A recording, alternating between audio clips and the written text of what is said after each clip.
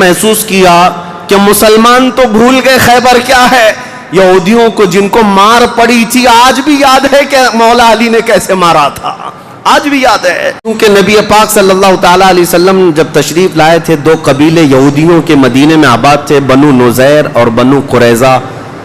آپ کو میں نے سیرت کے بیان میں یہ بھی بتا دیا تھا. اور یہ دونوں قبیلوں نے حضور صلی اللہ علیہ وسلم کے ساتھ غداری کی تھی، وعدہ خلافی کیا، معاہدہ جو تھا اس کو توڑ دیا. اس کی وجہ سے ان یہودیوں کو جو مدینے میں رہتے تھے جلا وطن کر دیا گیا تھا، نکال کر باہر کر دیا گیا. تو جتنے مدینے سے نکالے ہوئے یہودی تھے وہ سب خیبر میں جا کر جمع ہو گئے تھے.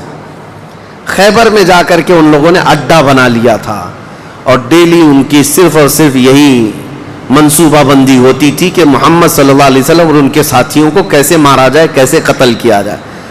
کوئی بھی دور دراز سے اگر چھوٹی سی دشمنی رکھتا تھا رسول اللہ سے، تو یہ یہودی خیبر کے پورا کا پورا مال ان کے پاس بھیجتے اور ان کو کھڑا کرتے کہ تم جاؤ، ہم سپورٹ میں ہیں، ہم سپورٹ کریں گے. ساری جنگوں میں مشرکوں کا سپورٹ کرتے تھے.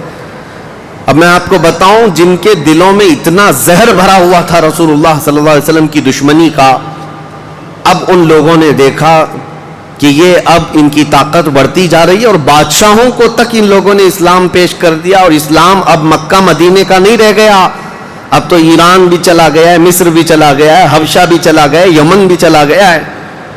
تو ان کے پیٹ کا درد اور بڑھ گیا. ان لوگوں نے پھر اب فیصلہ کرنا شروع کیا کہ اب سارے لوگوں کو جمع کرتے. ایک قبیلہ تھا بنو غطفان، یہ مشرکوں کا قبیلہ تھا، اور وہ جنگی طاقت بہت زیادہ رکھتے تھے. اس وقت عرب میں وہ نڈر مانے جاتے تھے. یہودیوں نے ان کو بلا کر کے جنگ کا پلان کیا کہ مدینے پر اچانک چڑھائی کریں گے اور تہس نہس کر کے رکھ دیں گے، کسی کو خبر بھی نہ ہو، پورے مدینے کی اینٹ سے اینٹ بجا دیں گے. انہوں نے پلان کیا راتوں رات.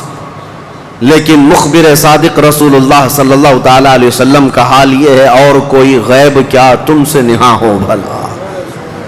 نبی پاک صلی اللہ تعالیٰ علیہ وسلم کو خبر ہوئی کہ یہودیوں نے میٹنگ کی ہے اور راتوں رات مدینے پر چڑھائی کرنے والے.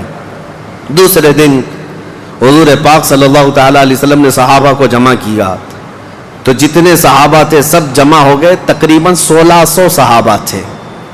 کتنے؟ 1600 صحابہ. 1600 صحابہ مدینہ طیبہ سے نکل پڑے حضور کے ساتھ کہ ان یہودیوں کو خیبر سے نکلنے سے پہلے ان کا راستہ ہم روکیں گے کہ مدینے پر کوئی بھی چڑھائی نہ کر سکے. جب رسول اللہ صلی اللہ علیہ وسلم صحابہ کو لے کر چل پڑے، چال الٹی پڑ گئی. یہودیوں نے یہ سوچا تھا کہ مدینے پر اچانک حملہ ہوگا، کسی کو کانوں کان خبر نہیں ہوگی. لیکن ایسا ہوا کہ 8 دن کے بعد اچانک حضور خیبر پہنچ گئے، ان کو کانوں کان خبر بھی نہیں ہوئی. نبی پاک صلی اللہ تعالیٰ علیہ وسلم صحابہ کے ساتھ جب پہنچے، صبح ہو رہی تھی، خیبر کی وادیوں میں حضور داخل ہو رہے تھے. تو یہودی اپنے اپنے کھیتوں میں کام کرنے کے لیے جا رہے تھے. جیسے ہی مدینے کی فوج کو دیکھا، ہیبت طاری ہو گئی. الٹے قدم اپنے قلعوں میں واپس بھاگتے رہ گئے اور چیخ مارتے رہ گئے کہ محمد بھی آئے ہیں اور مسلمان بھی آئے ہیں. حضور صلی اللہ علیہ وسلم نے ان کی چیخ و پکار کو سنا تو ایک جملہ فرمایا. حضور صلی اللہ علیہ وسلم فرماتے ہیں، جن کافروں کی وادی میں ہم اتر پڑے ان کی صبح خراب ہو ہی جاتی ہے، اور یہ خیبر اب برباد ہوگا.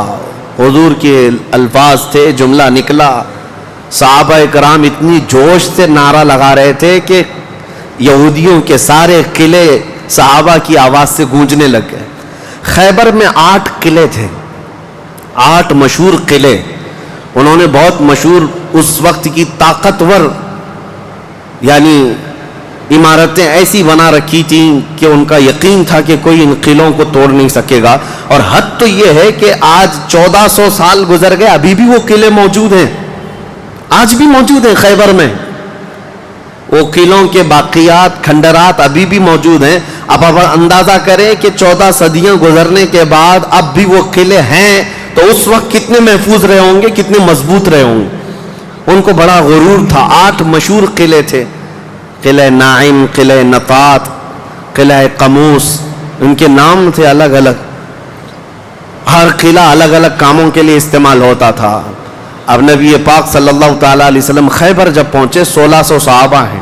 اب سنیے، ایک قلعہ نائن تھا جس میں سارا ذخیرہ تھا، کھانا پانی اور سب کچھ وہاں پر تھا، اور اس کی ذمہ داری سلام بن مشکم نام کا ایک یہودی، وہ بہت ہی بغض و عداوت میں بھرا ہوا یہودی تھا، اس کے ذمے تھی۔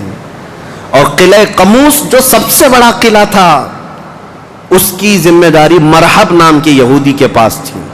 اور مرحب وہ شخص ہے جس کے بارے میں مشہور تھا کہ وہ 1000 لوگوں سے تنہا لڑ سکتا، 1000 انسانوں کی طاقت تھی جس کے پاس، اس کا نام مرحب تھا۔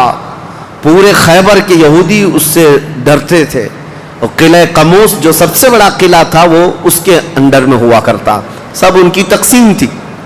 اب جب نبی کریم صلی اللہ تعالی علیہ وسلم شروعات فرمائی تو قلعہ نائن جو قریب تھا آبادی سے، اس پر چڑھائی شروع کر دی۔ تو جو صحابہ وہاں گئے تھے قلعہ نائن، تو صحابہ اکرام کو سخت مصیبت اٹھانی پڑی، کیونکہ اتنی سخت گرمی تھی کہ جس کی وجہ سے حلق میں کانٹے پڑ جاتے تھے پیاس کی شدت سے۔ کئی صحابہ اس میں شہید ہوئے، آخر کار قلعہ نائن فتح ہو گیا۔ ایک قلعہ فتح ہوا، دوسرا فتح ہوا، تیسرا فتح ہوا، قلعے اس طرح سے فتح ہونے لگ گئے۔ یہودیوں کی تعداد میں آپ کو بتاؤں، یہ 1600 صحابہ تھے، اور یہودی اس وقت خود اور قبیلہ بنو غطفان جو مشرکوں کا قبیلہ تھا، ان کو بھی جنگ کے لیے اپنے قلعے میں بلا لیا تھا۔ کل تعداد سب کی ملا کر 8000 ہو چکی تھی۔ 8000 لوگ 1600 لوگوں سے ڈرے ہوئے سہمے ہوئے قلعوں میں بندے ہیں، کوئی باہر نکلنے کو تیار نہیں۔ اب اس کے بعد یہ خیبر کا معاملہ بڑھتا گیا۔ اس میں ہوا یہ کہ آخری جو قلعہ تھا قلعہ قموس، یہ سب کے بس کی بات نہیں تھی، بہت مضبوط قلعہ، اور جو آدمی اس کا سپہ سالار ہے، شہ سوار ہے، وہ مرحب ہے، پورا عرب جانتا تھا اس کی طاقت کو۔ پہلے دن نبی کریم صلی اللہ تعالیٰ علیہ وسلم نے صحابہ کی ایک جماعت حضرت ابو بکر صدیق رضی اللہ تعالیٰ عنہ کی سپہ سالاری میں بھیجی۔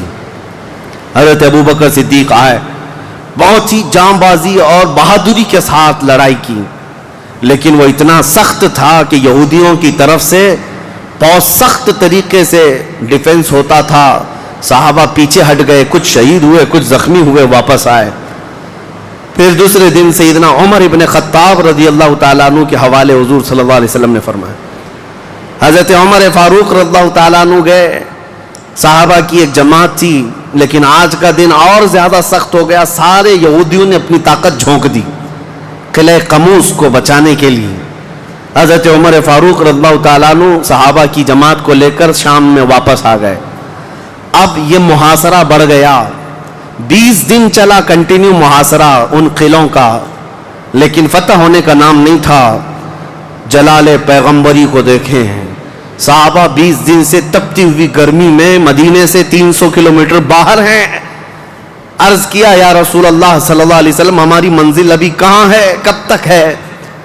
رات کا وقت تھا، نبی کریم صلی اللہ تعالیٰ علیہ وسلم جلال میں تھے۔ ارشاد فرمایا، لَأُعْتِيَنَّ غَدًا رَایَةً رَجُلًا يُحِبُّهُ اللَّهُ وَرَسُولُهُ۔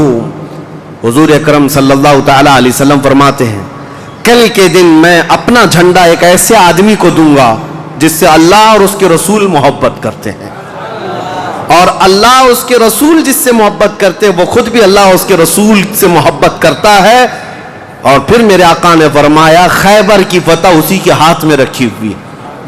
صحابہ کہتے ہیں، پوری رات بے چینی اور کروٹ لیتے ہوئے ہم نے گزاری۔ نبی پاک نے بشارت دی ہے تو اب تو ہونا ہی ہے۔ حضور نے فرما دیا ہے کہ میں کل اپنا جھنڈا اس آدمی کے ہاتھ میں دوں گا جس کو اللہ اور اس کے رسول محبت کرتے ہیں۔ صحابہ کہتے ہیں، حضرت عمر فاروق رضی اللہ تعالیٰ عنہ فرماتے ہیں، میری آنکھ تک نہ لگی پوری رات، اور اس تمنا میں کہ صبح ہوگی تو حضور صلی اللہ علیہ وسلم وہ جھنڈا مجھے دے دیں، کہ اس میں 3 بشارتیں تھیں۔ ایک بشارت یہ تھی کہ وہ شخص جس کو میں جھنڈا دوں گا وہ اللہ اور رسول سے بہت محبت کرتا ہے۔ دوسری بشارت یہ تھی کہ اللہ خود اس سے محبت کرتا ہے۔ تیسری بشارت یہ تھی کہ اسی کے ہاتھ میں خیبر کی فتح رکھی ہے۔ حضرت عمر کہتے ہیں، پوری رات پلک بھی جھپکا نہیں، اسی آس میں اسی امید میں پوری رات گزاری. پورے صحابہ کا یہی حال تھا. صبح جب ہوئی دوڑے دوڑے نبی کریم صلی اللہ تعالی علیہ وسلم کی جلوں میں حاضر ہوئے. اللہ کے حبیب صلی اللہ علیہ وسلم کے ہاتھ میں پرچم تھا, جھنڈا تھا, اب جنگ کے لیے روانہ کرنا تھا. نبی کریم صلی اللہ علیہ وسلم کے سامنے صحابہ کی فوج ہے. سارے صحابہ گردنیں اونچی کر کر کے دیکھ رہے ہیں, لیکن نبی پاک صلی اللہ تعالی علیہ وسلم نے اس بھرے مجمع میں اعلان فرمایا, علی کہاں ہے, علی کہاں ہے. اس مجمع میں حضرت علی نہیں ہے. صحابہ نے کہا یا رسول اللہ وہ بخار میں ہیں, بیمار ہیں اور آشوب چشم ہے, آنکھیں لال ہو چکی ہیں, آنکھوں سے پانی آ رہا ہے. نبی کریم صلی اللہ علیہ وسلم نے فرمایا لاؤ, اسی حالت میں بلا لاؤ. صحابہ گئے, حضرت علی کو بلا لائے. بخار کی حالت میں ہیں, آنکھوں میں آشوب ہے, سرخی آ چکی ہے. نبی کریم صلی اللہ علیہ وسلم نے قریب بلایا, اپنا لعاب پاک نکال کر ان کی آنکھوں میں لگایا. حضرت علی فرماتے مجھے ایسا لگا کبھی آنکھوں میں کوئی مرض آیا ہی نہیں تھا, بخار بھی نہیں تھا. نبی کریم صلی اللہ تعالی علیہ وسلم نے اپنے ہاتھ میں موجود پرچم حیدر کرار کے ہاتھ میں دیا, کہا جاؤ علی تمہارے ہاتھ میں اللہ نے فتح رکھی ہے. میرے عزیزو ایک بات میں آپ کو بتا دوں کہ یہ کیا معاملہ ہے. جب رسول کریم صلی اللہ تعالی علیہ وسلم کو یہ معلوم ہے کہ حضرت علی کے ہاتھ میں ہی یہ جنگ فتح ہونی ہے, تو پہلے دن کسی اور کو کیوں بھیجا, دوسرے دن اور صحابی کو بھیجا. یہ 20 دن کا محاصرہ کس بات کا تھا, یہ سارے معاملات کس لیے تھے.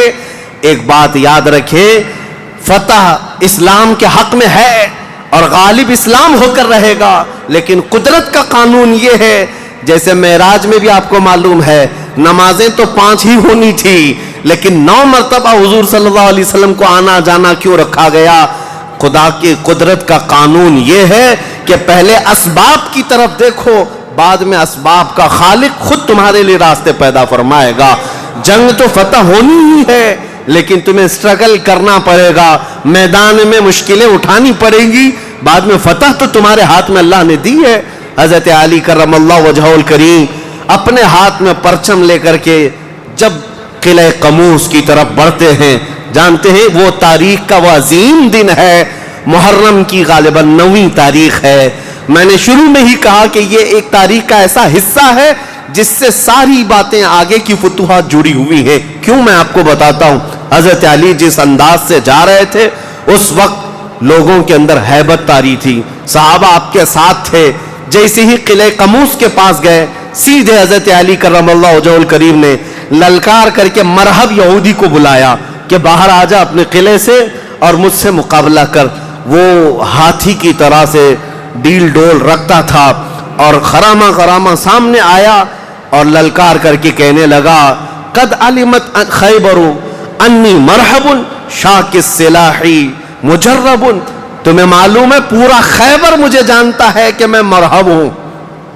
شعر پڑھ رہا تھا, پورا خیبر جانتا ہے کہ میں مرحب ہوں, سر سے لے کر پیر تک ہمیشہ ہتھیار میں رہتا ہوں, اور نہایت ہی تجربہ کار آدمی کہ جس کا وار کبھی خالی نہیں جاتا ہے. اس کے جواب میں مولا علی کرم اللہ وجہہ الکریم فرماتے ہیں انا الذی سمتنی امی حیدرا کلیث غابات کریہ المنظرا. تجھے پتا ہے میری ماں نے ہی میرا نام حیدر رکھا ہے. حیدر کا مطلب ہوتا ہے شیر. میری ماں نے میرا نام حیدر رکھا ہے کلیث غابات کریہ المنظرا. ہیبت ناک شیر جب بھوک کی وجہ سے کچھار میں دہاڑتا ہے اس کو حیدر کہا جاتا ہے. جب یہ رجزی اشعار کا تبادلہ ہو رہا تھا, وہ یہودی مرحب جو سر پر ٹوپی پہنتا تھا ویسی ٹوپی لوہے کی کسی کے پاس تھی نہیں, جسم پر جو لوہے کا خود لباس ہوتا تھا ویسا لباس کسی کے پاس نہیں تھا. مقابلے میں وہ آیا اور اس نے حضرت علی کرم اللہ وجہہ الکریم پر بہت تیز وار کی, لیکن وار خالی گیا. حضرت علی کرم اللہ وجہہ الکریم پر کوئی وار نہیں آیا. پلٹ کر جب حیدر کرار نے وار ماری تو اس کی خود کو ٹوپی کو کاٹتا ہوا یہاں تک کہ اس کے جبڑوں تک حضرت علی کی تلوار آ گئی, اس کے دانتوں کو تک کاٹتی ہوئی آ گئی. اس کے بعد دوسرا وار بھی نہیں پڑا تھا کہ مرحب زمین پر ڈھیر ہو کر تڑپنے لگ گیا. اتنا ہی نہیں ہے کہ یہ منظر دیکھ کر کے جتنے یہودی تھے سب کے سب ٹوٹ پڑے. کس پر؟ حیدر کرار پر. اکیلے بطل جلیل ہیں. جس طرف سے آتے تھے صحابہ کہتے ہیں حضرت علی کی تلوار اس دن جو چمک رہی تھی ہمارے جسموں میں ہیبت تاری تھی. کبھی ادھر چمکتی ہے کبھی ادھر چمکتی ہے. آپ کو پتا ہے ایک لقب آپ کا کرار ہے. کرار کا مطلب کیا ہوتا ہے؟ پلٹ پلٹ کر کے حملہ کرنے والا, اور ایسا حملہ کرنے والا کہ سامنے والے کو سنبھلنے کا موقع بھی نہیں دیتا. حضرت علی کی تلوار نے اتنے وار کیے کہ یہودیوں کی صفیں درہم برہم ہو گئی. بعض تو لوگوں نے یہ سوچا کہ جان بچانے میں عافیت ہے, جب ہمارا سردار ڈھیر ہو کر تڑپ رہا ہے ہمیں اس سے مقابلے کی کیا تاو ہے. بڑھتے گئے. حضرت علی سیدھے قلعہ قموس جو تھا وہاں جا کر کے کھڑے ہو گئے تو یہودیوں میں ایک اعلان ہوا کہ اگر یہ علی بن ابی طالب قلعے کے اندر گھس گیا تو خیبر قیامت تک ہمارے ہاتھ میں نہیں آ سکتا, اپنی طاقت لگا دو. سارے یہودی ٹوٹ پڑے, جتنی فوجیں تھی ٹوٹ پڑی. جانتے ہیں حضرت علی اپنا ڈیفنس کیسا کر رہے تھے, اپنے بچاؤ کے لیے کیا کر رہے تھے؟ قلعہ قموس کے دروازے کو جو پھاٹک تھا ایک ہاتھ سے اکھاڑ دیا اور بائیں ہاتھ سے صرف دروازہ پکڑتے تھے, سیدھے ہاتھ سے تلوار سے حملہ کیا کرتے تھے.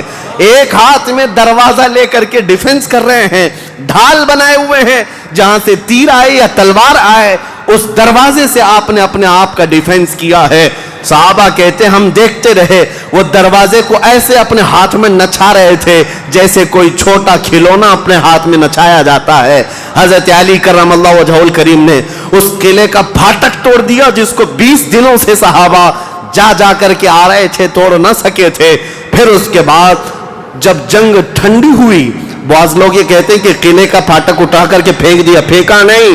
پوری جنگ بھر حضرت علی اس دروازے کو پکڑ کر کے جنگ کرتے رہے اور قلعے کے اس دروازے کو اپنی ڈھال بنائے رہے. جب یہودی سرد پڑ گئے, ٹھنڈے پڑ گئے تو اس قلعے کے دروازے کو آپ نے اٹھا کر پھینک دیا. صحابہ کہتے ہیں ہم بعد میں, چونکہ وہ راستے میں پڑا تھا, اٹھانے کے لیے گئے تو 40 صحابہ مل کر کے اس دروازے کو اٹھا نہ پا رہے تھے. جو تنہا حیدر کرار اتنی دیر تک اپنے ہاتھ میں لے کر کے لڑتے رہے. کون ہے یہ حیدر کرار؟ یہ وہی حیدر کرار ہے جب رسول اللہ صلی اللہ علیہ وسلم نے مکہ مکرمہ میں سب سے پہلے اسلام کی دعوت دی تھی تو مکہ والوں نے انکار کیا تھا. 9 سال کا ایک بچہ کھڑا ہوا تھا, کہا یا رسول اللہ میں آپ کے دین کی حمایت کروں گا. پتلی پتلی ٹانگیں تھی, کمزوری تھی. رسول اللہ نے اس 9 سال کے بچے کو دیکھا اور سینے سے لگایا اور بارگاہ رب العزت میں عرض کیا کہ مولا اس کی ٹانگوں میں اور اس کی بازوؤں میں تو طاقت عطا فرما. وہ 9 سال کا بچہ جب 25 سال کا ہو گیا تو فاتح خیبر بن کر کے نکلا, حیدر کرار بن کر کے نکلا. اسی لیے سچ کہا ہے جس نے کہا ہے شاہ مرداں شیر یزداں قوت پروردگار, لا فتح الا علی لا سیف الا ذوالفقار. یہ ہے جس کا مطلب یہ ہوتا ہے فارسی میں شاہ مرداں شیر یزداں. نوجوانوں کا اگر کوئی بادشاہ ہے تو حیدر کرار ہے. شیر یزداں اگر اللہ کا کوئی شیر ہے تو حیدر کرار ہے. قوت پروردگار, اللہ کی طاقت کا مظہر دیکھنا ہے تو وہ علی بن ابی طالب ہے. لا فتح الا علی, سچ کہا جس شاعر نے کہا لا فتح الا علی. پورے لوگوں میں اگر جوان کوئی کہانے کے لائق ہے تو وہ علی بن ابی طالب کا نام ہے. لا سیف الا ذوالفقار. اور دنیا میں اگر کسی تلوار کو تلوار کہلانے کا حق ہے تو وہ ذوالفقار حیدری کا نام ہے. عزیزان گرامی اوقات, یہ خیبر فتح ہوا. جیسے یہ خیبر فتح ہوا صحابہ میں اتنا جوش بھر گیا تھا, نہ قلعہ قموس باقی رہا نہ مرحب باقی رہا. اور خیبر کو جو مولا علی نے اس وقت توڑا تھا 14 صدیاں گزر گئی, آج تک یہودیوں کا اس میں داخلہ نہ ہو سکا تھا. یہودیوں کو پتا تھا ایک بار علی اس میں داخل ہو گیا تو قیامت تک خیبر ہمارے ہاتھ میں نہ آ سکے گا. آپ کو پتا ہے 2018 کی بات میں بتاؤں, 2018 میں انگلینڈ میں لندن کی سڑکوں پر پوسٹر اور بینر ہورڈنگ کارڈ لیے ہوئے یہودی احتجاج کر رہے تھے, پروٹیسٹ کر رہے تھے کہ خیبر ہمارا تھا, ہم کو نکالا گیا تھا اور تمہاری ہماری لاسٹ جنگ خیبر تھی, اس کے بعد نہیں ہوئی. اس طرح کی باتیں. یعنی میں نے محسوس کیا کہ مسلمان تو بھول گئے خیبر کیا ہے, یہودیوں کو جن کو مار پڑی تھی، آج بھی یاد ہے کہ مولا علی نے کیسے مارا تھا، آج بھی یاد ہے کہ حیدر کرار کی وار کیسی تھی، صدیاں گزر گئیں وہ زخم ابھی تک بھرا نہیں ہے۔ اسی لیے میرے عزیزو، آپ کو دیکھنا چاہیے کہ گریٹر اسرائیل کا نقشہ جو انہوں نے بنایا ہے، اسرائیل جو آج فلسطین کے حصے میں زبردستی قبضہ کیا ہوا ایک چھوٹا سا ملک، ناجائز قبضہ، انہوں نے جو اپنے خوابوں کا ایک نقشہ بنایا ہے کہ اسرائیل کہاں تک ہوگا، انٹرنیٹ پر دیکھیں گے تو آپ محسوس کریں گے انہوں نے گریٹر اسرائیل کا نقشہ جو بنایا اس میں خیبر بھی شامل کیا ہے کہ خیبر تک، مدینے کی وادیوں تک ان کو اسرائیل بنانا ہے، جہاں سے ہم نکلے تھے وہاں واپس آئیں گے، لیکن انشاءاللہ العزیز ایسا کبھی نہیں ہوگا۔ مولا علی کرم اللہ وجہہ الکریم کی وار جو پڑی تھی وہ قیامت تک تازہ رہے گی انشاءاللہ۔